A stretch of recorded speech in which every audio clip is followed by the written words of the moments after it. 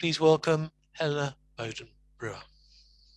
Thank you very much, John, and welcome everybody this evening. And thank you for taking time out of your very busy schedules to join us on a Sunday evening. One of the things that I've always found quite fascinating is leadership somehow crept up on me. I never saw myself as being a leader. And I think that for many people that resonates with them. They somehow got there, but when they look back, they're going, how did this happen? It's like some sort of magic wand has been waved over them. But for me, it was actually a core values coin that was given to me at an event. And I'm just going to explain why that became significant for me, because like many people, I went to my club and I had no clue what was going on outside of my club. But the person that was a club president that year went on to be something called an area director. And I think early in my Toastmasters career, my Toastmasters journey, I was probably one of the few people that saw the opportunities early on because it was happening at my club level. So the area director was in my club. They went on to be a division director. And there was all of this going on. So this is like, oh, this is interesting. And the other part of my Toastmasters journey, which is probably different to other people's, is my boyfriend, now husband, was a competitor and would go into competitions. And therefore, I got the opportunity to go to contests outside of my own club, outside of my own area, outside of my own division to support him. And suddenly you end up with this sort of wider Toastmasters network because you've gone beyond your club.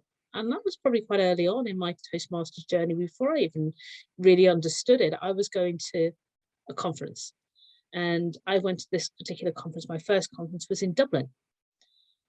And by the time I got to that conference, I really didn't have a clue what was going on. It was Toastmasters on steroids. It was supersized, and there was all these people with energy and enthusiasm. I was thinking, how did they all get here? What are they doing here? And then I saw that it wasn't just one area director. There were loads and loads of area directors, and they were so proud. They go, oh, I'm an area director for this area, and I look after this many clubs, and this is what I do. And they were all sort of enthused by it. And then there's all these division directors going, oh, I'm the division director. And, oh, well, gosh, all of these clubs and all of these people to look after. And they were all enthused about it. And I was thinking, well, and then you see these council meetings, and there's this top table of district leaders, and they're all giving reports and this major meeting, and people, asking questions from the floor, and it was a completely different atmosphere. And I thought, I'm intrigued on how this actually works a little. Well, I'd like to know a little bit more. And I think after that, I sort of was a regular conference goer, partly because I wanted to go, but also partly because my husband, then still boyfriend to become husband, went on to win a District 71 final in 2010. And that was a huge step. And that was a contest that took place in Windsor. So suddenly I get to meet Pat Johnson because she was then the international president. So she was handing the award to my husband. I got to meet Teresa Jukes, who was the then district director for what we were still District 71. So suddenly I go from being this little obscure person to being known as somebody who's associated with the district champion. So it changes your perspective, and you sort of get known and get asked to do a few things. And also because I was going to these events, people sort of thought, well, you're going to be around, you're going to be here. So why don't we ask Helena to do something?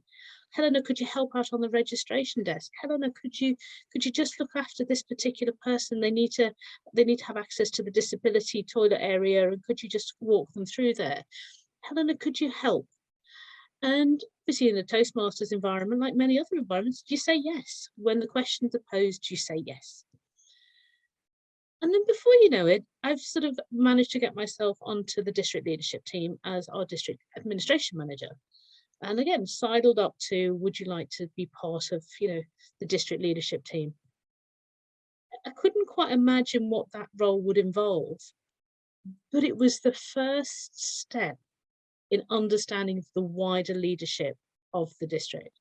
And suddenly I was at that top table at the council meeting, doing my minutes and going, oh, wow, this is an amazing thing. Looking at the array of our Toastmasters who were all interested in how our district was governed and how they could take it forward. And it was, again, the enthusiasm from the people who are our members that want to see our district succeed. I then ended up doing a contest chair role at division level. There'd been a little bit of a kerfuffle. A couple of things hadn't quite gone according to plan. And the area director came up to me and said, look, Helena, we've got a bit of a problem. We need the venue's been booked. We've got a few issues. A couple of people have not been able to confirm. Is there any chance you would be the contest chair? And I went, well, again, okay.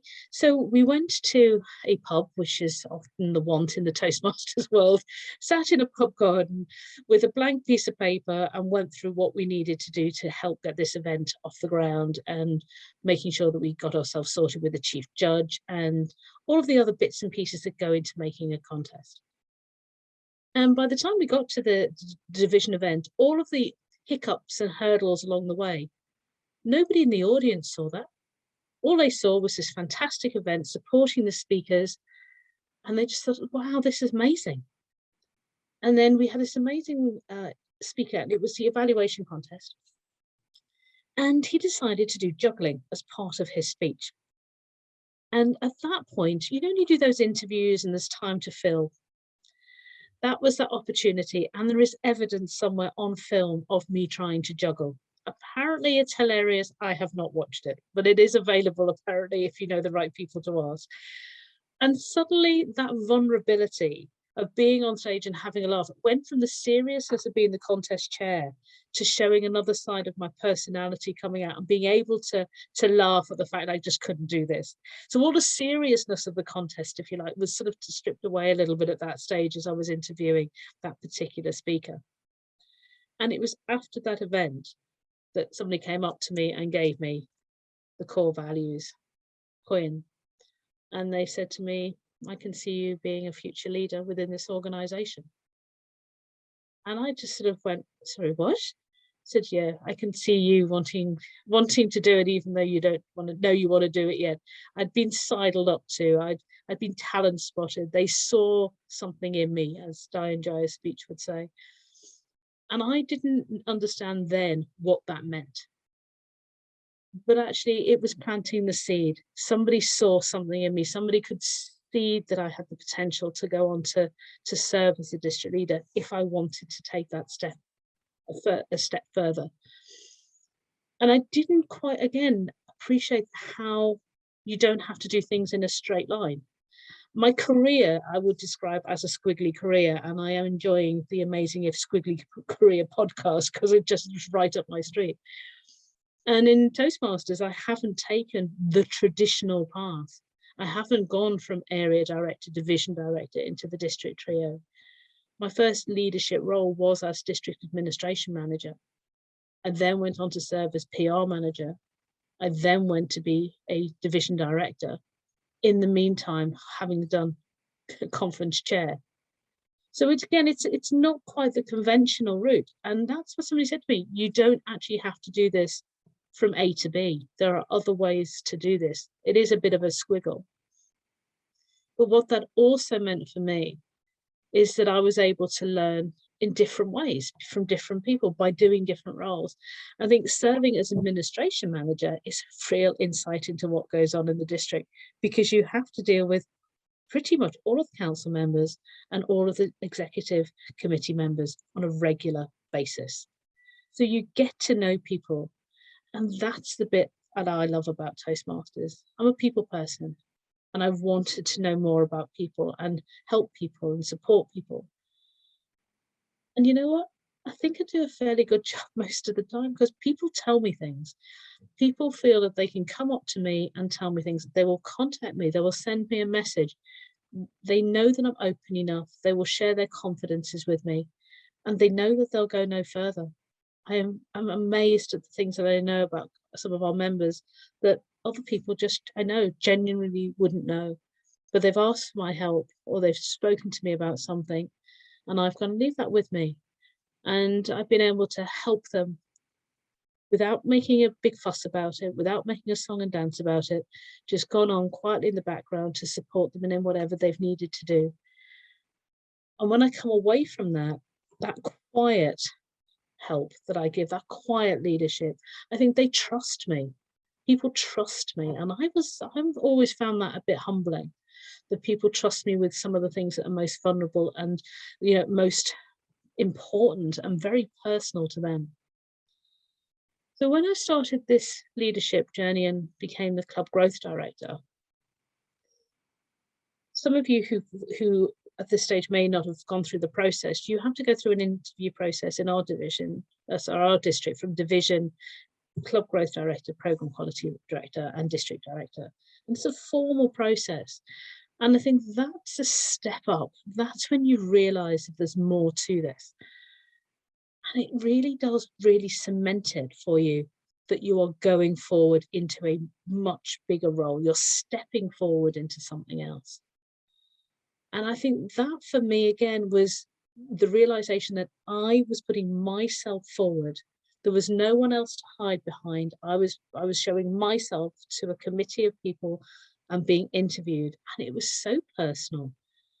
I hadn't been interviewed for years. Hands up here, who's last had an actual proper interview for a job or anything recently? Anybody? Okay, Rose, thank you, Rose. Most people haven't had interviews for years. I hadn't. I just was a consultant. I just pitched for work, got the work, carried on with it. I'd never actually had to sit in front of an interview panel and actually find myself being asked about things. So that in itself is a bit of an eye-opener for me. And then when we got to the stages of district director, was I actually going to go all the way? That was an interesting question during my campaign when I was club growth director. People were asking me, was I going to serve for the whole term? Was I going to go forward to program quality director? Was I going to go forward to district director? There was a belief that some people had that they wanted to see that. And I was also intrigued on those people that wanted to know that. And part of the reason that they said they wanted to know that was it was security and certainty that the district was going to be in safe hands going forward. We are so fortunate in District 91 that we actually do have a level of security and certainty with the leaders that step forward. We don't tend to chop and change once people start on the district trio roles. We have been very fortunate that people want to continue. So this year as district director, one of the things that I started the year talking about was kindness in leadership. And I've continued that thread through the year. And a number of people have come to me and asked me about certain elements of what's been going on, a bit of toxicity maybe in exchanges, how to handle some of the conflicts that they faced, and just generally shared. And it's about finding ways of being open with people that want to be able to tell you things, and also being able to be an exceptionally good listener, because there are times when people just want to share. But for me, the other side of leadership is being able to delegate. And having other people to delegate to, I think, is really important, because I trust people to do what they say they're going to do. They're ultimately accountable to themselves. And that managing of expectation of people, I expect people to do what they say they're going to do. I'm not a micromanager, and I'm not going to be coming down on them saying, are you doing this? Are you doing this? That's just not me. If somebody says they're going to do something, I'm just going to let them go on and do it and report into me on how it's progressing. And I think that style, this year again is coming through, that people are finding their feet again this year. And partly because we're in the pandemic posty world, which isn't still certain for people. People have not the certainty.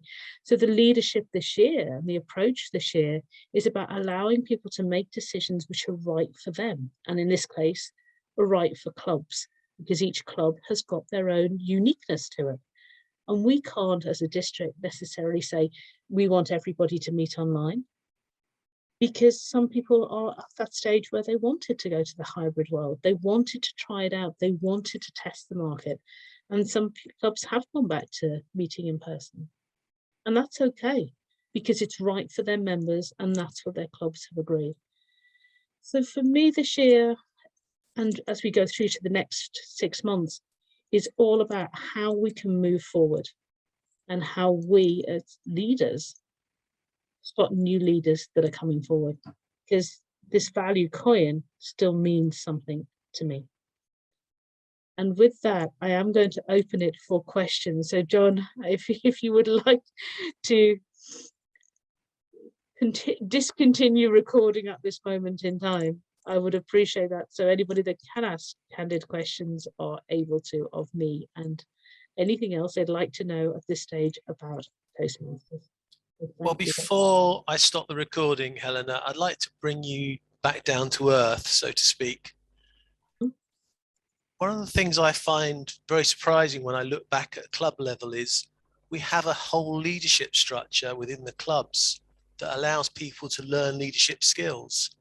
You can start off by doing table topics, and then you're the Toastmaster of the evening. And then, of course, you can take the roles within the clubs. So that actually there's a lot of leadership attempts we can make just at our club level, and that gives us the confidence then to go on to the other levels. Could you comment on that? I think that's the point, John. Yeah, thank you. I think one of the things is people don't notice when they've actually been on club committees that they've done actually a leadership role.